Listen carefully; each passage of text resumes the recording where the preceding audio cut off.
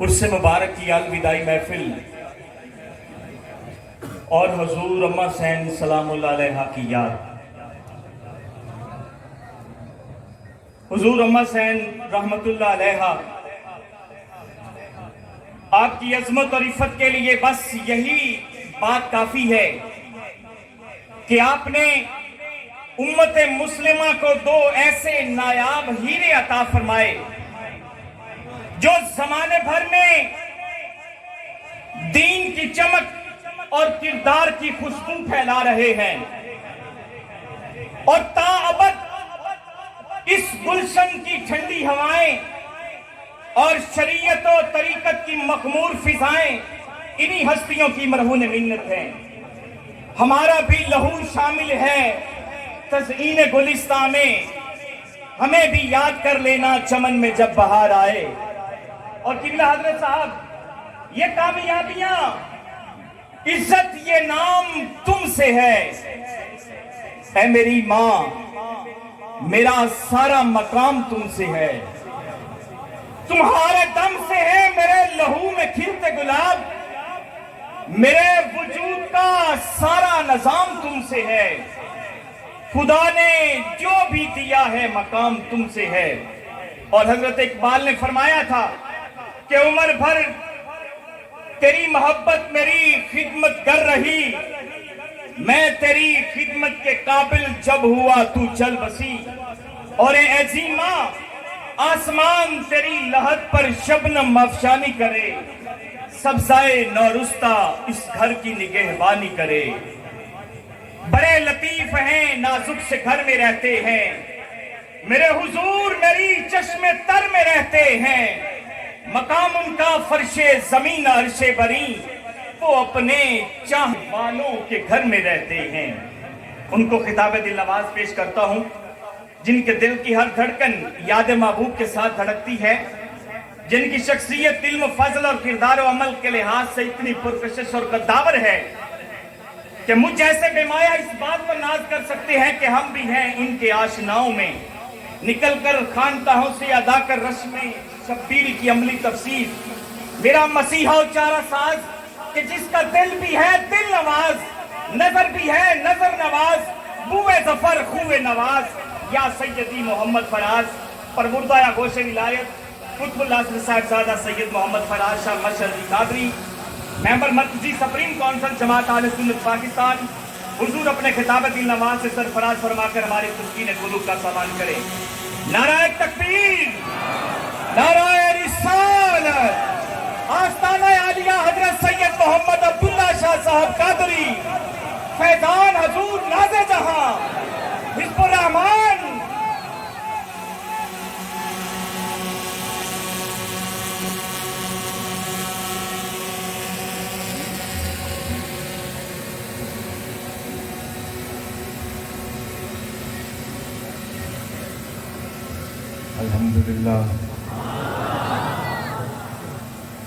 الحمدللہ رب العالمین والعاقبۃ للمتقین والصلاة والسلام علی سید الانبیاء والمرسلین وعلی آلہ واصحابہ واولیاء امتہ اجمعین، اما بعد فاعوذ باللہ من الشیطان الرجیم، بسم اللہ الرحمن الرحیم، إِلَّا الَّذِينَ آمَنُوا وَعَمِلُوا الصَّالِحَاتِ فَلَهُمْ أَجْرٌ غَيْرُ مَمْنُونٍ۔ صدق اللہ العظیم وصدق رسولہ النبی الکریم الامین، وَنَحْنُ عَلَىٰ ذَلِكَ لَمِنَ الشَّاهِدِينَ وَالشَّاكِرِينَ وَالْحَمْدُ لِلَّهِ رَبِّ الْعَالَمِينَ۔ میں نہایت مشکور ہوں جناب اسٹیٹ سیکرٹری صاحب کا، انہوں نے مجھے اس محبت اور عزت سے نوازا ہے۔ جتنے القابات انہوں نے میرے نام کے ساتھ لگائے، میں تو اپنے آپ کو اس قابل نہیں سمجھتا بلکہ آج کے دن اور آج کی اس بزم میں ہم سب سوالی ہیں۔ الحمدللہ، سبحان اللہ۔ نہ کوئی پیر ہے، نہ کوئی عالم ہے، نہ کوئی مفکر ہے، نہ کوئی کتب ہے، نہ کوئی ابدال ہے۔ واہ کیا کہنے! ہم سب ادنا سے سوالی ہیں، اور سوالی کس داتا کے ہیں؟ اس داتا کا نام عبداللہ شاہ۔ سبحان اللہ۔ اور اگر اس داتا کیا سوالی اس کی نظر کرم کی اور اس کے فیض کی ہے، اور اگر حضور نے نظر کرم فرما دی، جس کا کہ مجھے یقین ہے اور میرا عقیدہ ہے اور میرا ایمان ہے کہ حضور ہمارے گناہوں اور خطاؤں کو نہیں دیکھیں گے، بلکہ ہم پر نظر کرم فرمائیں گے، اور انہی کی نظر کرم سے میں کچھ گزارشات کروں گا اور انہی کی نظر کرم سے آپ سنیں۔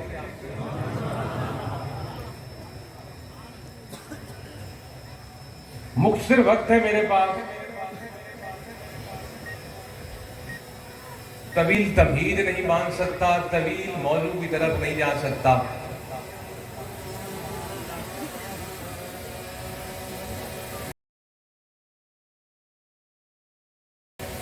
نہایت مختصر سے وقت کے اندر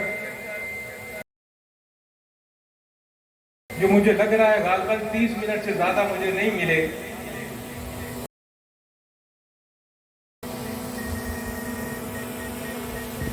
آپ کے ساتھ اس امید کے ساتھ گزارشات کروں گا کہ اللہ ہم سب کو مل کر عمل کی توفیق عطا فرمائے۔ آمین آمین آمین۔ اور یہ گزارش کروں گا آپ سے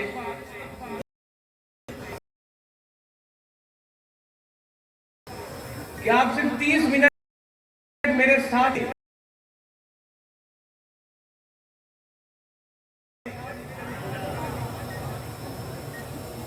شاید کسی کا بھلا ہو جائے۔ سبحان اللہ۔ ایک بات یاد رکھیے،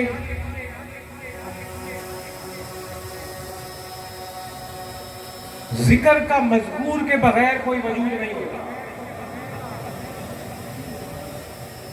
ذکر کا مذکور کے بغیر کوئی وجود نہیں ہوتا۔ ذکر اس کا کیا جاتا ہے جو کوئی چیز ہو۔ اگر کوئی چیز ہو ہی نہ اور وہ ختم ہو گئی ہے اور وہ فنا ہو گئی ہے تو اس کا ذکر کیسے؟ مثال کے طور پر میرے ہاتھ میں یہ ایک موبائل فون ہے، اس کا ذکر تبھی بنتا ہے کہ میں آپ کو بتا سکوں کہ میرے سامنے ایک موبائل ہے، اس کا یہ رنگ ہے، اس کی ایسی سکرین ہے، اس کی اتنی جسامت ہے، یہ اتنا لمبا ہے، یہ اتنا چوڑا ہے۔ اور فرض کریں اگر یہ موبائل ہو ہی نہ، یہ موبائل ہو ہی نہ، تو میں اس کا کیسے ذکر کروں؟ اگر میرے سامنے موبائل ہے تو میں اس کا ذکر کروں گا، اور اگر میرے پاس یہ موبائل ہے ہی نہیں، مجھے پتہ ہی نہیں اس کا رنگ کیا ہے، اس کا ماڈل کیا ہے، اس کی جسامت کیا ہے، تو پھر ذکر کیسا؟ تو معلوم ہوا کہ ذکر بغیر مذکور کے بے مقصد ہے۔ مذکور کہتے ہیں جس کا ذکر کیا جا رہا ہو، تو جس کا ذکر کیا جا رہا ہو اس کا ہونا شرط ہے۔ جس کا ذکر ہو اگر وہ سرے سے ہے ہی نہیں، فنا ہو گیا ہے، تو پھر ذکر کس چیز کا کرنا ہے؟ آپ کی اور میرے خالق نے قرآن میں فرمایا ورفعنا لك ذکرک، ورفعنا لك ذکرک، کہ اے حبیب میں رب نے آپ کی خاطر آپ کا ذکر بلند کر دیا۔ سبحان اللہ، اس لیے بلند نہیں کیا کہ آپ میرے رسول ہیں۔ وَرَفَعْنَا لَكَ ذِكْرَكَ، آپ کی خاطر آپ کا ذکر بلند کر دیا۔ صرف یہ الفاظ، وقت کا تعین کہیں نہیں ہے کہ کب ذکر بلند کیا، کب تک بلند کیا، کہیں تعین نہیں ہے۔ نہ ماضی ہے، نہ حال ہے، نہ مستقبل ہے، نہ اس وقت کا تعین ہے جب آدم بھی نہ تھا، نہ تعین ہے جب فرشتے بھی نہ تعین ہے جب نہ جنت تھی، نہ دوزخ تھی، نہ لو تھی، نہ محفوظ تھی، نہ عرش تھا، نہ کرسی تھی۔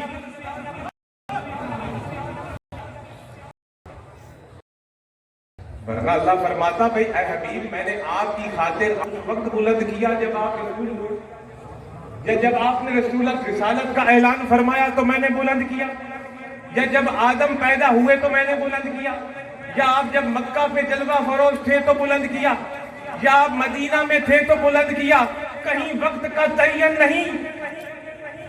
وَرَفَعْنَا لَكَ ذِكْرَكَ، اے حبیب میں نے آپ کی خاطر آپ کا ذکر بلند کر دیا۔ اس میں حال بھی ہے، مستقبل بھی ہے، ماضی بھی ہے۔ تو معلوم ہوا کہ تیرے اور میرے نبی کا ذکر بلند اس وقت ہے جب صرف اللہ کا نور تھا۔ سبحان اللہ، سبحان اللہ۔ اللہ کے نور سے مصطفیٰ کا نور پیدا ہوا تو ذکر شروع ہوا، اسی نور سے فرشتے بنے، اسی نور سے جنت بنی، اسی نور سے دوزخ بنی، اسی نور سے آدم بنے، حوا بنی، اسی نور سے آدم کو رسالت ملی، اسی نور سے آدم سے عیسیٰ تک تمام انبیاء کو رسالت ملی۔ وقت نہیں ہے، اور ذکر پھر حضور نے مکہ مکرمہ میں آ کر اپنا اعلان نبوت کیا۔ نبوت ملی نہیں، جاہلوں کو بتا دو حضور کو مکہ میں نبوت نہیں ملی، حضور نے اپنی نبوت کا اعلان فرمایا۔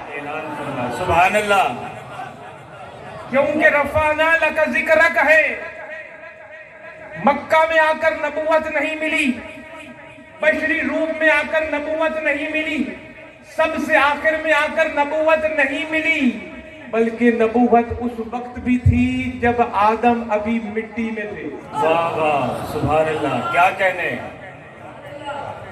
اور وقت کا ذکر نہیں، حضور نے اپنی ظاہری زندگی مکہ اور مدینہ اور تبوک اور مدن اور احد اور ان علاقوں میں گزاری،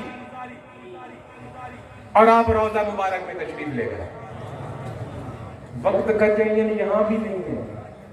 وَرَفَعْنَا لَكَ ذِكْرَكَ، اس وقت بلند تھا، اگر ذکر تو روضہ مبارک میں بھی ویسے ہی ذکر بلند ہے، اور آج بھی ویسے ہی ذکر بلند ہے، اور قیامت تک ایسے ہی میرے آقا کا ذکر بلند رہے گا، اور کل حشر کے میدان میں بھی ایسے ہی میرے آقا کا ذکر بلند ہوگا، اور ایسے ہی جب آپ مقام محمود پر ہوں گے پھر بھی آپ کا ذکر بلند ہوگا۔ کسی کو جنت ملے گی تو اسی رفعنا لک ذکرک والے کے صدقے میں۔ سبحان اللہ، سبحان اللہ۔ تو میں نے عرض کیا اگر آج ہم ذکر مصطفیٰ کریم کا کر رہے ہیں تو حضور ہیں تو ذکر ہے، موبائل ہے میرے ہاتھ میں تو ذکر ہے، یہ نہیں ہے تو ذکر نہیں۔ اگر یہ فنا ہو گیا، میں اس کو توڑ دوں، اس کو ختم کر دوں، اس کو جلا دوں، جب موبائل ہی نہیں تو ذکر کیسا؟ اگر آج رسول نہیں تو ذکر کیوں؟ اور رب نے نفی کر دی رفعنا لک ذکرک کہہ کے، کہ ذکر بلند ہے ہر جگہ، ہر لمحے، ہر مقام پر، اور دن بدن بڑھتا چلا جائے گا۔ تو آقا ہے، میرے آقا ہے، زندہ ہے، زندہ ہے، سبحان اللہ سبحان اللہ. اور آج بھی ہمارے درمیان موجود ہیں. نعرہ تکبیر، نعرہ رسالت، سیدی مرشدی، سیدی مرشدی. اگر حضور مٹ گئے، ختم ہو گئے تو یہ ذکر کیسا، یہ رونقیں کیسی، یہ غلام کیسے جو ایک اشارے پر جان دینے والے کہاں سے آ گئے. حضور ایسے زندہ ہیں ہر کلمہ گو کے دل میں زندہ ہیں. سبحان اللہ. کیا کہنے. اور میں اس بات کو آگے بڑھاؤں گا.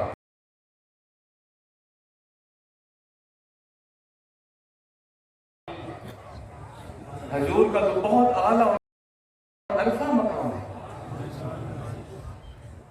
جہاں ولایت کی انتہا ہے، قطبیت اور ابدالیت اور غوثیت کی انتہا ہے. وہاں سے میرے مصطفیٰ کے قدم ہیں. سبحان اللہ سبحان اللہ. بہت بڑا جملہ. بلکہ میں یوں کہوں گا، جہاں آدم علیہ السلام سے لے کے عیسیٰ علیہ السلام کی نبوتوں کی انتہا ہے، وہاں سے میرے نبی کی رسالت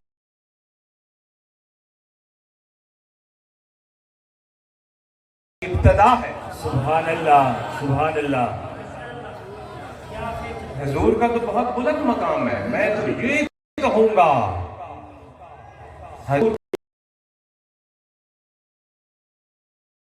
غلام بھی زندہ ہے.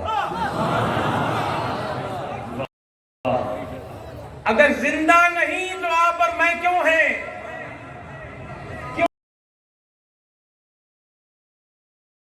رونقیں لگی ہوئی ہیں جب کچھ ہے ہی نہیں؟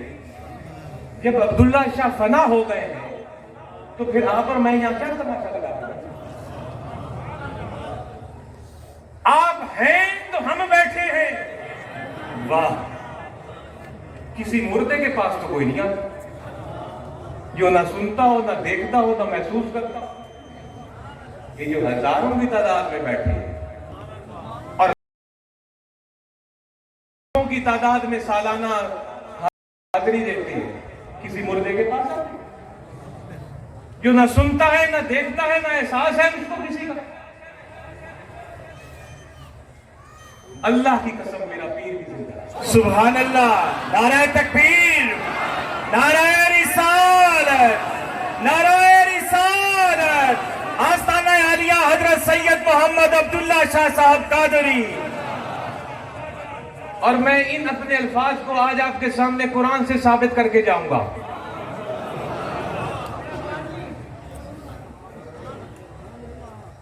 قرآن میں رب نے فرمایا فَاذْكُرُونِي أَذْكُرْكُمْ. دنیا میں بیٹھ کر میرے نبی کے غلاموں میں سے جو جو غلام میرا ذکر کرے گا میں رب اس کا ذکر کروں گا. سبحان اللہ. نبی کی حیات کی میں بات نہیں کر رہا، وہ تو اعلیٰ اور افضل اور اعلیٰ ہے. میں نبی کے نوکروں کی، غلاموں کی حیات کی بات کر رہا ہوں. سبحان اللہ سبحان اللہ. اگر یہ مر گئے اور ختم ہو گئے ہیں تو رب نے کیوں فرمایا فَاذْكُرُونِي أَذْكُرْكُمْ؟ تم دنیا میں میرا ذکر کرو. ذکر کا حق جس نے ادا کر دیا اس قادر وقت کی سرزمین جہاں سے لوگ گزرتے ہوئے ڈرتے تھے. جنگل آج یہ منگل بن گیا. جنگل یہاں کسی میرے آقا کے کسی حقیقی غلام نے یہاں بیٹھ کر اللہ کا ذکر بلند کیا. سبحان اللہ. اور آج حضور کو اس دنیا سے ہماری ظاہری آنکھوں سے پردہ فرمائے. دل کی آنکھ دیکھو تو آج بھی عبداللہ شاہ بیٹھے. سبحان اللہ. واہ واہ. کتنے سال ہو گئے، 1961 کہاں اور 2021 کہاں. یہ اللہ کا ذکر کرنا ہے. فَاذْكُرُونِي أَذْكُرْكُمْ کہ یہ اتنا ہجوم اکٹھا ہے. یہ کسی مردے سے کچھ مانگنے نہیں آئے. زندہ اور جاوید قبلہ عبداللہ شاہ کے پاس حاضر ہیں. سبحان اللہ. ایسے ہی کسی کے مزاروں پر ہجوم نہیں لگ جاتے، لوگ نہیں اکٹھے ہو جاتے، ہوتے ہیں تو ذکر ہوتا ہے۔ ذکر مذکور کے بغیر کچھ نہیں، جس کا ذکر کیا جا رہا ہے وہ ہو تو ذکر ہوتا ہے۔ نبی بھی ہے، ولی بھی ہے، میرا نبی بھی واللہ زندہ ہے، اور میرا پیر بھی واللہ زندہ ہے۔ جس کو نظر نہیں آتا وہ بصیرت کی نگاہ پیدا کر کے کیا کہنے، زندہ میرے پیر کے زندہ ہونے کی مثال میرا بولنا ہے، میرے پیر کے زندہ ہونے کی مثال آپ کا بیٹھنا اور سننا اور آنا ہے۔ یہ لنگر چلنا ہے، 2 دن کسی کو روٹی نہیں کھلا سکتا، یا لاکھوں دن رات کھا رہے ہیں، میرا پیر زندہ ہے تو کھلائے۔ واہ سبحان اللہ۔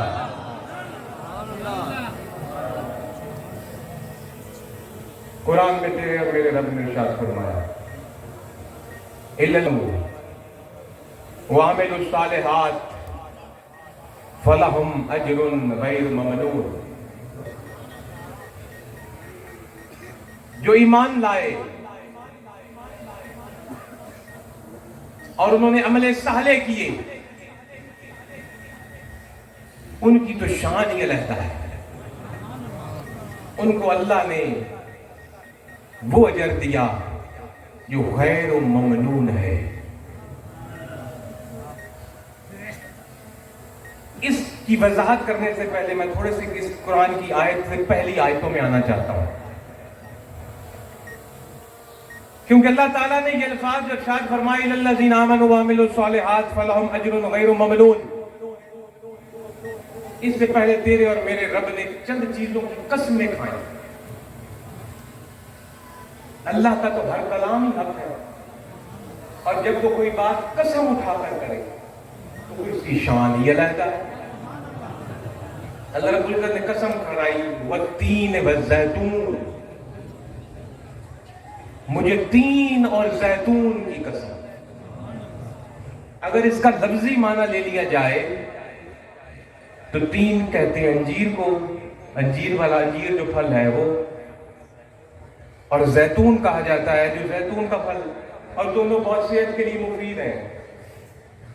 جو حکیم یا ڈاکٹر بیٹھے ہیں وہ بھی جانتے ہیں کہ انجیر اور زیتون جو شخص اپنی ڈائٹ میں یوز کرتا ہو وہ بہت صحت مند رہ سکتا ہے اور بڑے عرصے تک جوان رہ سکتا ہے، بوڑھے کے اثرات بہت کم آتے ہیں۔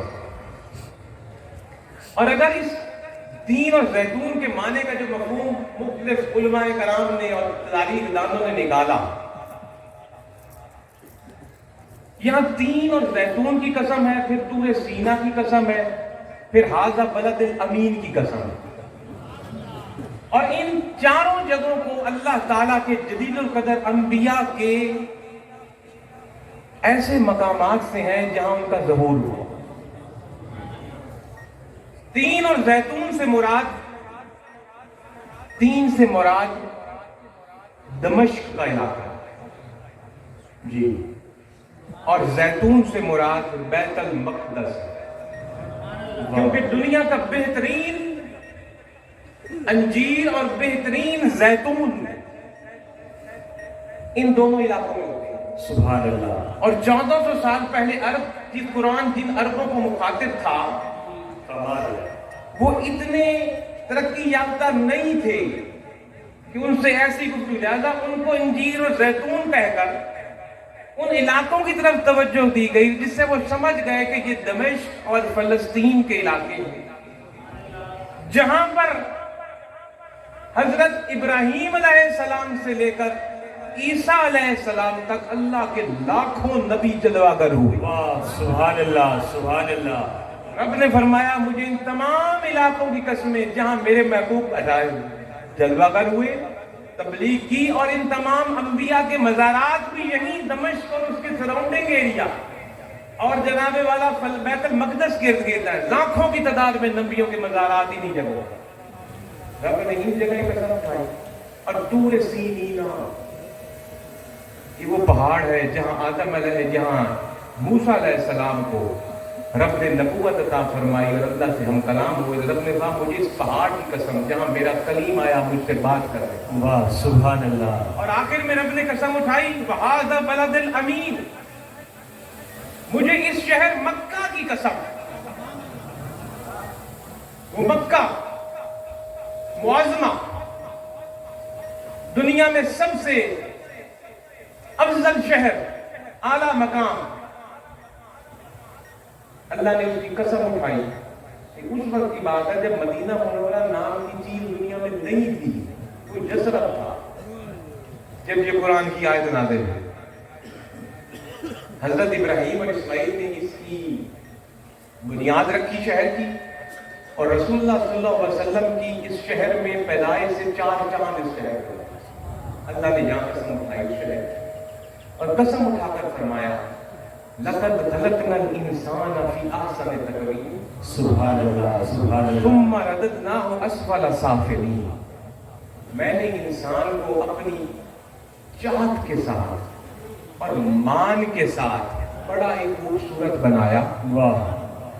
اس میں اپنی روح پھونکی اور اس کو اپنی نوری مخلوق فرشتوں کے سامنے جلوہ گر کیا اور فرمایا سجدہ کرو اس کو تعظیما.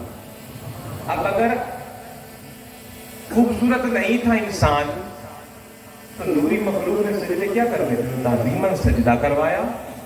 تعظیماً سجدہ کروانے کے بعد جس نے نہ کیا وہ جو بنا آپ کے سامنے ہے.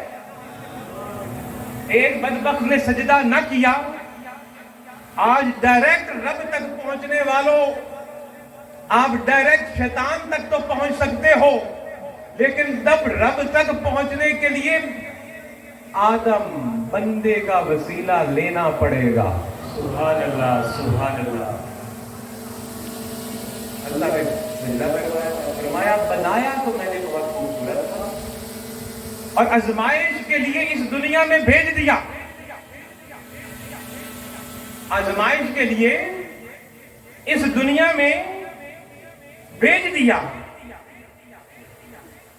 جو اس دنیا کی آزمائش میں غرق ہو گیا تھا تو خوبصورت، جب ماں کے پیٹ سے آیا خوبصورت تھا، دین فطرت پر تھا.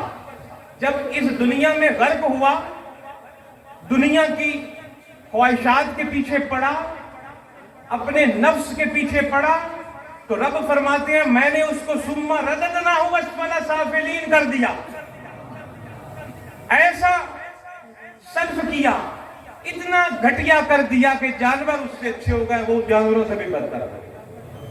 لیکن ان گھٹیوں میں سے،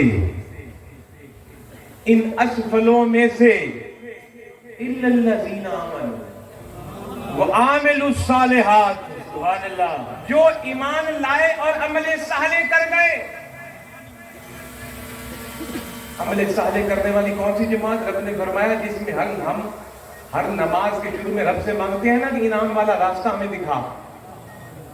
انعام والے راستے پہ کون ہے؟ من النبیین والصدیقین والشہداء والصالحین. واہ. جس نے صالح عمل کیے وہ صالحین کی جماعت میں بن گیا. رب العزت نے فرمایا جو دنیا میں غرق ہوا. دنیا کیا ہے؟ کیا دولت دنیا ہے؟ نہیں. کیا عہدے دنیا ہے؟ نہیں. کیا اولاد دنیا ہے؟ نہیں. کیا اچھی اچھی قیمتی سواریاں دنیا ہیں؟ نہیں. اچھی اور قیمتی لباس پہننا دنیا ہے؟ نہیں.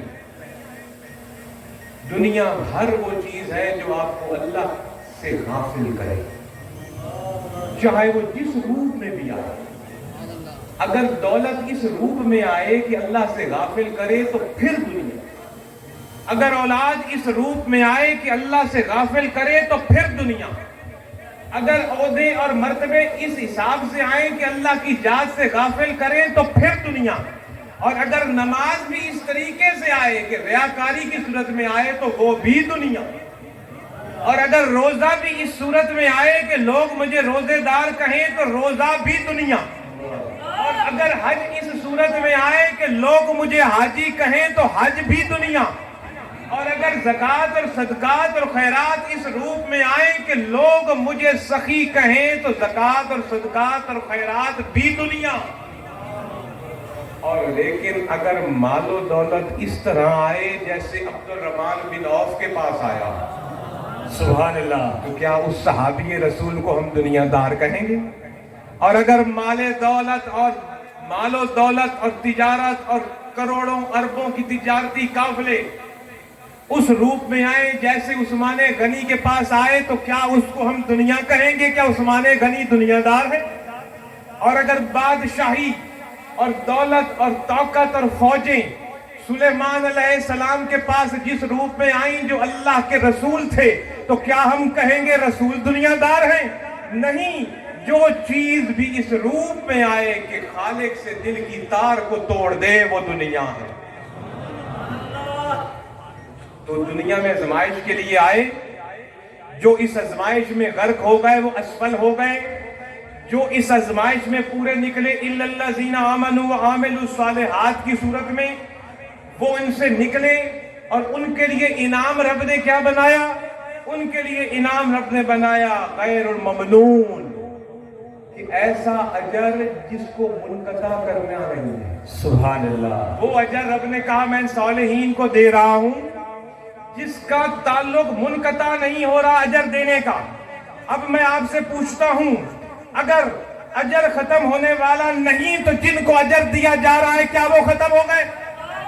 کیا کہہ دیں, واہ واہ, بہت اعلیٰ. میرے اس الفاظ پر غور کیجیے. صالحین کو اجر مل رہا ہے, شہداء کو اجر مل رہا ہے, صدیقین کو اجر مل رہا ہے, انبیاء کو اجر مل رہا ہے. کون سا اجر ان کو قرآن کے ان الفاظ کے مطابق مل رہا ہے؟ جو غیر الممنون ہے, اجر منقطع نہیں. اب اجر تو منقطع ہو نہیں رہا تو کیا جن کو اجر دیا جا رہا ہے وہ ختم ہو گئے؟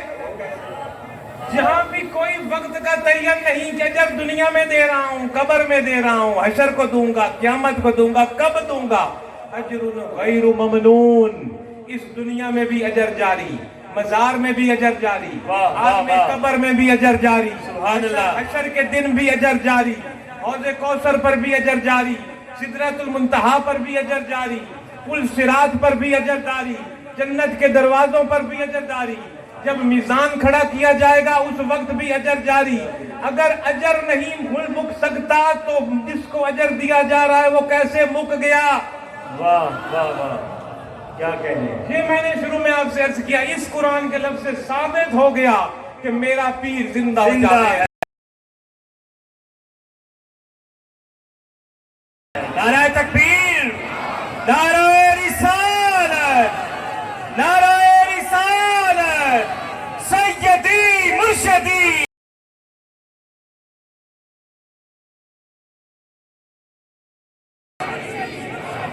سیدی مرشدی آستانہ عالیہ حضرت سید محمد عبداللہ شاہ صاحب قادری. اجر غیر ممنون, میرے پیر کو اجر غیر ممنون ملا ہوا ہے. ہر اللہ کے ولی کے لیے رب نے کہا ایسا اجر ہے جو منقطع ہی نہیں ہوا. تو پھر اس کی اس دنیا سے پردہ فرمانے کے بعد جب اجر منقطع نہیں ہوا تو اس کی حیات کیسے منقطع؟ تو میرے دوستو, کیا اس قرآن الفاظ سے ثابت ہے کہ اجمیر میں معین الدین چشتی بھی زندہ ہے, دلی میں نظام الدین اولیاء بھی زندہ ہے, ہاں, لاہور میں داتا حجویری بھی زندہ ہے, واہ واہ, ملتان میں بہاؤدین زکریا بھی زندہ ہے, سندینیا والی میں کتب علی شاہ بھی زندہ ہے, سبحان اللہ, حاضر بخش میں عبداللہ شاہ بھی زندہ جاوید ہے. اجر منقطع ہوگا تو میرا پیر مرے گا. واہ واہ, کیا کہنے. تو یہ گفتگو اس میں اور میں آگے نہیں جا سکتا, وقت بالکل ختم ہو رہا ہے. میں ایک اور اسی کو آگے بڑھاؤں, گفتگو کو تھوڑا سا اور رنگ دوں. آخری 5-7 منٹ کے اندر زندہ ہو جاوید میرا نبی اور زندہ ہو جاوید میرا پیر. جس نے نہیں ماننا نہ مانے, نہ مانے, نہ مانے, واہ واہ. اللہ اس کو ہدایت دے، علم دے، حکمت دے، قرآن کو دیکھنے کی بصیرت کی نگاہ۔ واہ واہ کیا کہنے۔ میں نہ حدیثوں میں گیا ہوں، نہ مولویوں کے قولوں میں گیا ہوں، نہ واقعات میں گیا ہوں، صرف آپ کے سامنے 2-4 قرآن کی آیتیں رکھی ہیں جس سے ثابت ہو گیا نبی کے حیات بھی ثابت ہو گئی ہے، ولی کی حیات بھی ثابت ہو گئی۔ میرے دوستو، ایک دفعہ حضرت عباس روایت فرماتے جی کہ رسول اللہ صلی اللہ علیہ وسلم کی ذات پر، آپ کے نسب پر کفار نے اور مشرکین نے انگلی اٹھائی کہ میرے آقا کا نسب صحیح نہیں ہے۔ اور یہ آج بھی اگر آپ عیسائیوں سے بات کریں، یہودیوں سے بات کریں، تو ان کا یہ موقف ہے۔ اور کیا موقف ہے؟ وہ کہتے ہیں حضور یہ حضرت ابراہیم کی علیہ السلام کی اولاد میں سے آپ کہتے ہو آ رہے ہیں۔ وہ کہتے ہیں کہ حضرت ابراہیم علیہ السلام کی زوجہ حضرت ہاجرہ حضور کے نکاح میں نہیں تھی، عیسائی کہتا ہے، لونڈی تھی۔ آپ مسلمان اپنے نبی کا نسب تو سنبھالو پہلے، کیونکہ آپ کی اولاد ہم کی اولاد سے اسماعیل علیہ السلام، حضرت حضور حضرت اسماعیل علیہ السلام کی لڑی میں سے، اور حضرت ابراہیم کے دوسرے بیٹے جو اسحاق علیہ السلام تھے۔ باقی ہزاروں نبی ان کی اولاد میں سے آئے ہیں۔ واہ حضرت ابراہیم سے لے کر حضرت عیسیٰ تک جتنے نبی آئے سارا، حضرت سائرہ جو ان کی دوسری بیگم تھی ان کی اولاد میں سے آئے۔ لیکن تیرے اور میرا نبی بی بی ہاجرہ کی بطن سے، سبحان لڑی میں اللہ۔ سے آئے۔ وہ کہتے ہیں یہ ان کی بیوی نہیں تھی، یہ لونڈی تھی۔ جو بیوی تھی وہ تو ہمارے نبی موسیٰ آئے تو اس سے، عیسائی کہتے ہیں عیسیٰ آئے تو اس نبی سے۔ آپ اپنے نبی کا حسب اور نسب تو سنبھالو پھر ہم سے بات کرو۔ یہ آج بھی اگر آپ کسی یہودی سے گفتگو کریں تو وہ شروع نہیں سے کرتا ہے، یہ ہندو سکھ یہ تو ہمارے پائے کے لوگ ہی نہیں ہیں، ان سے تو گفتگو ہی نہیں کی جا سکتی، ان کے تو پاس بیس ہی کوئی نہیں ہے۔ یہودیوں کے پاس بیس ہے، الہامی کتاب ہے ان کے پاس، ان کے ساتھ گفتگو کسی علمی طریقے سے کی جا سکتی ہے۔ کرسچن کے پاس وہ بھی نبی کو ماننے والے ہیں، ان سے بھی گفتگو اس طریقے سے ہوتی ہے، کیونکہ اللہ کی بات ان سے نہیں ہو سکتی۔ وہ کہتے ہیں لا الہ الا اللہ، تو عیسائی بھی کہتا ہے، لا الہ الا اللہ یہودی بھی کہتا ہے۔ آگے فرق ہے، موسیٰ کلیم اللہ، عیسیٰ روح اللہ۔ ہم بھی مانتے ہیں موسیٰ کلیم اللہ، عیسیٰ روح اللہ۔ لڑائی محمد رسول اللہ پر ہے، لا الہ الا اللہ پر کوئی لڑائی نہیں ہے۔ جو پوری زندگی لا الہ الا اللہ کرتا رہے رب کی بارگاہ میں نہیں پہنچ سکتا، کیونکہ لا الہ الا اللہ پہ لڑائی نہیں ہے، لڑائی تو ہے محمد رسول اللہ کے لفظ۔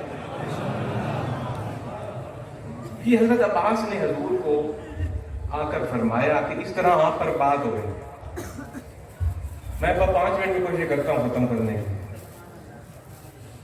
حضرت عباس حضور کے پاس تشریف لے گئے اور عرض کی حضور اس طرح گفتگو کر رہے ہیں لوگ اس مسئلے پر، میں اس کو دوبارہ نہیں دہرانا چاہتا کہ یہ میرے نبی کی توہین ہے۔ کیا وجہ تھی؟ میں نے آپ کو اشارہ کرنا کر دیا، پوری تفصیل بھی نہیں بتائی۔ تو حضور نے حضرت عباس کو جواب نہیں دیا، حضور نے کہا اٹھو باہر سب کو اکٹھا کرو۔ جی بھائی سوال حضرت عباس نے کیا ہے، جواب بھی انہیں کو دے دیتے حضور اور ہم تک ایک حدیث پہنچ جاتی، لیکن حضور نے فرمایا سب کو اکٹھا کرو، سب کے سامنے میں بات کروں گا۔ واہ واہ سبحان آج اللہ۔ کی بات نہیں، یہ قیامت تک میرے نسب پر بات ہوگی اور میں اس کو مجمع میں کھڑے ہو کر کلیئر کروں گا تاکہ تم مسلمان جواب دے۔ تو نبی صلی اللہ علیہ وسلم ممبر پر کھڑے ہوئے اور آپ نے پہلا لفظ ارشاد فرمایا، میں کون ہوں؟ حضور نبی پاک صلی اللہ علیہ وسلم نے خود ارشاد فرمایا، میں کون ہوں؟ اور پھر آپ کے بعد اس کے بعد آگے نے مزید خود ہی جواب دیا، میں محمد بن عبداللہ ہوں۔ صلی اللہ علیہ وسلم سبحان اللہ۔ میں رسول اللہ کا لفظ استعمال آپ نے نہیں کیا، محمد بن عبداللہ۔ لڑائی نہیں تھی۔ آپ ممبر پر چڑھے اور آپ نے فرمایا میں کون ہوں؟ اور پھر خود ہی اس کا جواب دیا میں محمد بن عبداللہ بن عبد المطلب ہوں، یہ عبداللہ کا بیٹا اور عبد المطلب کا پوتا، اور فرمایا اللہ نے مخلوق کو پیدا کیا اور مجھے ان میں سے اچھوں میں سے بنایا، پھر ان اچھوں کو دو جماعتوں میں کیا تو مجھے اچھے فرقے میں بنایا، سبحان اللہ، پھر ان اچھوں کے کئی قبیلے کیے اور مجھے اچھے قبیلوں میں بنایا، اور پھر ان اچھوں میں سے کئی اچھے گھر کیے اور مجھے اچھے گھروں میں بنایا۔ آپ کا شاخہ اللہ نے عرب و عجم بنائے، عجم سے عربی کو افضل دی اور مجھے عربی بنایا۔ اللہ نے بنو قریش قبیلے میں مجھے بنایا جو کہ عرب کا سب سے بڑا قبیلہ، سب سے بڑا خاندان، اور قبیلے کے بھی قریش کے بھی کئی خاندان تھے آگے، فرمایا مجھے پھر بنو ہاشم میں بنایا، اور آپ نے اپنی ساری کی ساری چیز بنا کر اپنا نسب لوگوں کے سامنے رکھ دیا۔ سبحان اللہ۔ آج اسی نبی پاک کی سنت کو ادا کرتے ہوئے میں آپ کے سامنے اپنے پیر کا حسب اور نسب رکھنے لگا ہوں۔ کس کا حسب اور نسب؟ اپنے پیر کا، اپنے پیر حضرت سید محمد عبداللہ شاہ رحمت اللہ علیہ کا۔ اس لیے رکھنے لگا ہوں کہ کوئی ایسے لوگ ہیں جنہوں نے آپ کے نسب پر بات کی، میری اس وضاحت کے بعد اگر ان کے پاس کوئی جواب ہو تو آ کے مجھ سے بات کریں۔ ہاں، بہت اعلیٰ، بہت اعلیٰ۔ جو حلالی ہوتا ہے، وہ سامنے آ کے بات جو کرے، حلالی ہوتا ہے وہ سامنے بات کرتا ہے، پیٹھ پیچھے بات نہیں کرتا۔ یا تو وہ حلالی نہیں یا پھر سامنے نہیں آتا، اور میں سامنے ہزاروں کے سامنے اپنے پیر کی نسب اور حسب کا ذکر کرنے لگا ہوں، اور اس میں مشکور ہوں حزب الرحمان اسلامک اکیڈمی کے تمام علماء کرام کا، دیگر اساتذہ کا، اور باقی ہر اس فرد کا جس نے اس تحقیق میں میرا ساتھ دیا، سبحان اللہ، اور اس تحقیق میں جو کہ چکوال، راولپنڈی، اسلام آباد، ایبٹ آباد، مانسہرہ، کشمیر، مشہد، قم، کاظمین، بغداد، نجف اور کربلا اور مدینہ، ان تمام جگہوں سے سبحان اللہ، تحقیق کر کے لاکھوں روپے خرچ کر کے یہ حسب اور نسب میرے ہاتھ میں ہے۔ واہ واہ، نعرہ تکبیر، نعرہ رسالت، آستانہ عالیہ حضرت سید محمد عبداللہ شاہ صاحب قادری۔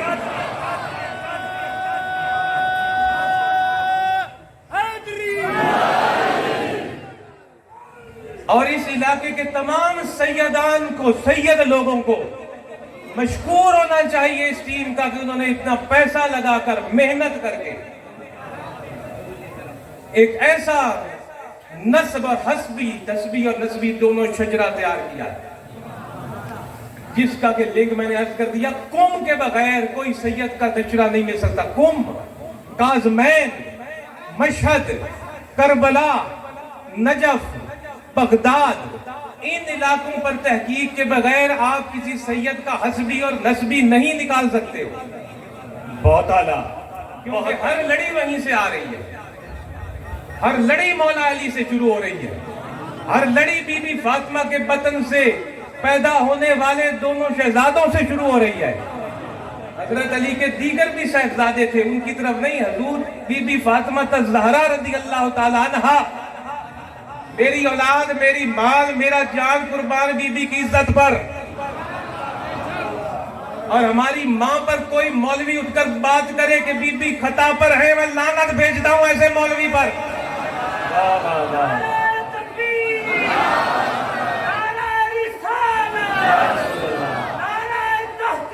حق چاریار،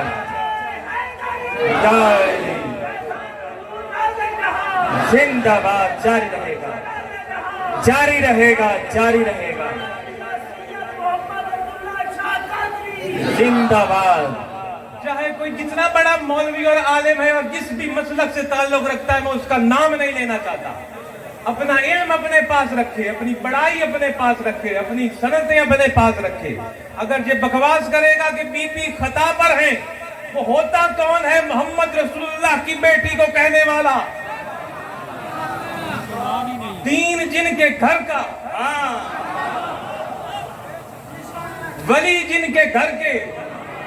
یہ اٹھ کر آج 14ویں صدی میں کوئی کہے کہ بی بی خطا پہ تھی, تو خطا پہ نہیں, کس نے گستاخانہ یہ الفاظ کہے؟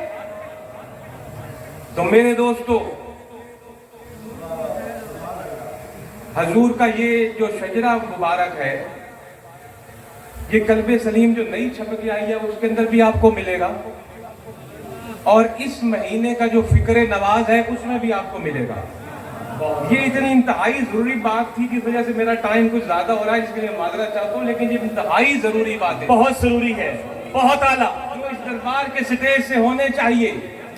ہم کھاتے ہی اہل بیت کا ہیں, دین ہے ہی اہل بیت کی غلامی کا نام. ہاں بہت اعلیٰ. جس کے دل میں اہل بیت کی محبت نہیں اس کا ایمان کامل نہیں. جس کا علی مولا نہیں میں اس کو کامل ایمان والا نہیں کہتا. علی میرا مولا ہے, اور میں سٹیج پر بھی کہوں گا اور زندگی بھر کہوں گا, مولا علی, چاہے کافروں کے اندر اور منافقوں کے اندر کھڑے ہو کر بھی کہنا پڑے پھر بھی کہوں گا علی میرا سردار ہے. واہ واہ, نعرہ تکبیر, نعرہ رسالت, نعرہ حیدری, نعرہ حیدری, آستانِ عالیہ حضرت سید محمد عبداللہ شاہ صاحب قادری. کسی کی ہمت کیسے ہوئی کہ وہ کہے کہ علی مولا نہیں؟ جس زبان نے ابو بکر کو صدیق اکبر کہا, جس زبان نے عمر کو فاروق اعظم کہا, جس زبان نے عثمان کو ذوالنورین غنی کہا, اسی زبان نے علی کو مولا کہا. اگر مولا علی نہیں تو پھر باقیوں کی بھی وہی بات کرو. سب ہمارے سر آنکھوں پر, کیونکہ جس جس کو میرے نبی سے نسبت, ہمارے سر کا تاج. ابو بکر صدیق کو سرکار سے نسبت, عمر فاروق کو سرکار سے نسبت, عثمان غنی کو سرکار سے نسبت, مولا علی کو سرکار سے نسبت, میری سر آنکھوں پر. اور لیکن انصاف تو کرو, 1500 سال سے اہل بیت پر کیا ظلم برپا ہو رہا؟ کئی 100 سال تک مسجدوں سے گالیاں دی جاتی رہی مولا علی کو. حدیثوں میں لوگوں کو سختیاں برداشت کرنی پڑیں کہ مولا علی کے نام سے روایت سے حدیثیں نہ لکھی جائیں. اور اگر مولا علی کے لیے انہی کے خاندان میں سے کوئی کھڑا نہیں ہوگا تو کون کوئی اور کھڑا ہوگا؟ ہمارا حق ہے, ہر سید کا یہ حق بنتا ہے اپنے باپ کے لیے بات کرے.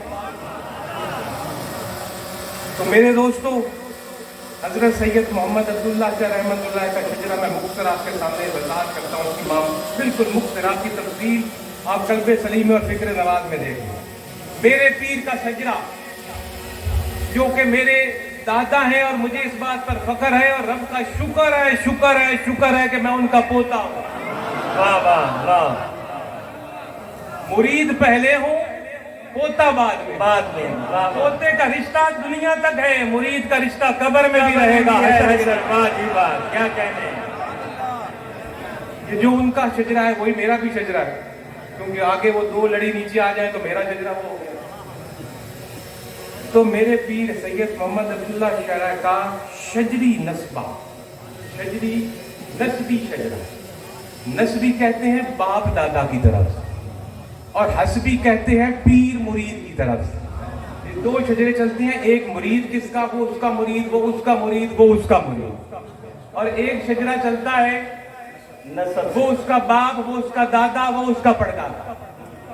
تو نسبی شجرے کے لحاظ سے, جیسے باپ دادا کی میں بات کر رہا ہوں, باپ دادا کی شجرے کے حساب سے میرے پیر میرے دادا حضرت سید محمد عبداللہ شاہ رحمۃ اللہ کا 35 واسطوں سے شجرہ محمد مصطفیٰ سے ملتا. سبحان اللہ, سبحان اللہ. 35 واسطوں سے قبلہ سید محمد عبداللہ شاہ کا شجرہ پیارے آقا صلی اللہ علیہ وسلم سے جا کر ملتا ہے. 35 واسطوں سے. اور حسبی شجرا جو کہ پیری مریدی کے حساب سے چلتا ہے، میرے پیر کا شجرا 41 واسطوں سے جا کر محمد مصطفیٰ صلی اللہ علیہ وسلم پر جاتا ہے۔ سبحان اللہ، سبحان اللہ۔ اس میں سے خاص نام میں بتا دیتا ہوں۔ سب سے اوپر حضرت سید احمد مجتبیٰ محمد مصطفیٰ صلی اللہ علیہ وسلم خاتم النبیین، آپ کے بعد حضرت سید علی مرتضیٰ کرم اللہ وجہ الکریم، اس کے بعد آپ کے بیٹے امام عالی مقام سید الشہداء حضرت امام حسین رضی اللہ تعالی عنہ۔ امام حسن کی طرف میں نہیں جا رہا کہ ہم حسنی سید نہیں ہیں، ہم حسینی سید ہیں، اس لیے میں حسین کی لڑی میں جاؤں گا، حسن کو چھوڑ رہا ہوں۔ وہ بھی سید ہیں جو حسنی سید میں جا رہے ہیں، یہ بھی سید ہیں جو حسینی کی اولاد میں جا رہے ہیں، کیونکہ میرا پیر ہم حسینی سید ہیں، اس لیے حضرت مولا علی کے بعد امام حسین کا میں نے نام لیا، ویسے بڑے حضرت حسن ہیں، اور امام حسین کے بعد حضرت سید امام علی زین العابدین جو کہ کربلا میں آپ شہید ہونے سے بچ گئے۔ امام حسین کے بعد آپ کا نام ہے، زین العابدین کے بعد حضرت سیدنا امام محمد باقر رضی اللہ تعالیٰ عنہ، حضرت سیدنا محمد باقر کے بعد حضرت سیدنا امام جعفر صادق رضی اللہ تعالیٰ عنہ۔ یہ سارے کے سارے امام ان کو اہل تشیع مانتے ہیں۔ حضرت سیدنا امام جعفر صادق کے بعد حضرت سیدنا امام موسیٰ کاظم رضی اللہ تعالیٰ عنہ، جن کا کہ مزار شریف کاظمین میں ہے، اس حساب سے میرا پیر کاظمی ہوا۔ اور آگے امام موسیٰ کاظم کے کئی صاحبزادے تھے، جن میں سے میں 2 صاحبزادوں کی طرف تفصیل لے کر جاؤں گا اپنی، وہ اس لیے کہ حضرت امام موسیٰ کاظم کے ایک صاحبزادے کی طرف سے میرے پیر کا نسبی شجرا بھی امام موسیٰ کاظم پر جاتا ہے، اور امام موسیٰ کاظم کے دوسرے بیٹے کے حساب سے میرے پیر کا حسبی شجرا بھی امام موسیٰ کاظم پہ جاتا ہے۔ سبحان اللہ۔ تو یہ چیز بہت کم فقیروں کے پاس ہے کہ نسب بھی امام موسیٰ کاظم کا ہو اور حسب بھی امام موسیٰ کاظم کا ہو، اور امام موسیٰ کاظم علی کا بیٹا ہو، اور علی فاطمہ کا شوہر ہو، اور رسول پاک کا داماد۔ سبحان اللہ۔ امام موسیٰ کاظم کے 2 صاحبزادے، ایک حضرت سید اسحاق اور ایک سید امام علی رضا۔ حضرت سید اسحاق کی طرف سے یہ شجرا جس کو آپ باپ دادا کہتے ہو، یہ اس حساب سے نسبی شجرا سید محمد عبداللہ شاہ تک آتا ہے، اور حضرت امام علی رضا کی طرف سے یہ حسبی شجرا سید محمد عبداللہ شاہ کی طرف سے آتا ہے۔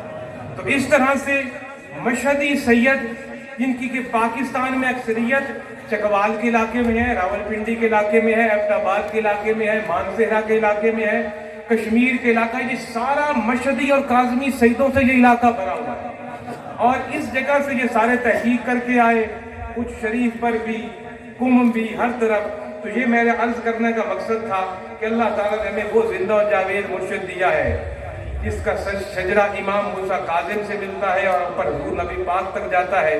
انہی الفاظ کے ساتھ اللہ تعالیٰ ہم سب کا حامی و ناصر ہو، ہمیں قرآن اور نبی پاک صلی اللہ علیہ وسلم کے دین کی سمجھ عطا فرمائے، آمین آمین، اور ہمارے تمام صغیرہ کبیرہ گناہ معاف فرمائے، آمین۔ اور بالکل آخری 2 منٹ کے اندر میں ایک دعا کروں گا۔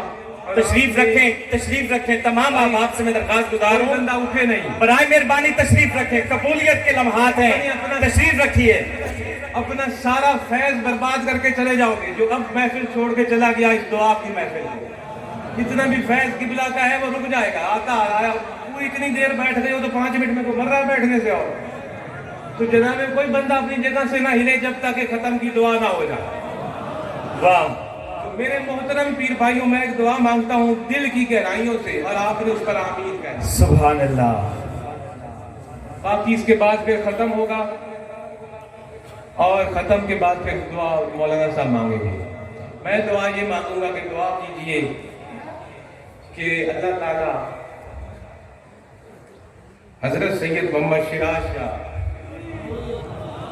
جو سجادہ نشین ہے اس دربار کے، آپ کی صاحبزادی کو صحت دے، آمین۔ अल्लाहुम्मा आमीन। वो मेरी भी बेटी है, अल्लाह ताला उसको से अल्लाह ने बड़ी मेहरबानी की, उसकी सेहत पहले से काफी बेहतर है अल्हम्दुलिल्लाह। हाँ, मैंने ये खुद दुआ इसलिए मंगाई कि वो फिर और बात होती है दुआ की। हाँ, कोई मौलवी मंगाए तो और बात, इसलिए तमाम हज़रात से मेरी गुजारिश है कि दुआ करें अल्लाह ताला हुजूर की साहबजादी को सेहत काम आमीन आमीन और हम लोगों को आजमाइश से बचाए आमीन। इस उर्स के सदके, लंगर के सदके, आप लोगों के आने के बैठने के सदके आमीन अल्लाह ताला हमारी दुआ को कबूल फरमाए। आमीन। और सल्लल्लाहु ताला अला खैर खल्क़ि मोहम्मद व आलिहि व सहाबिहि अजमईन। अजमाइन बरहमतिक। अरबाब गिरामी कद्र,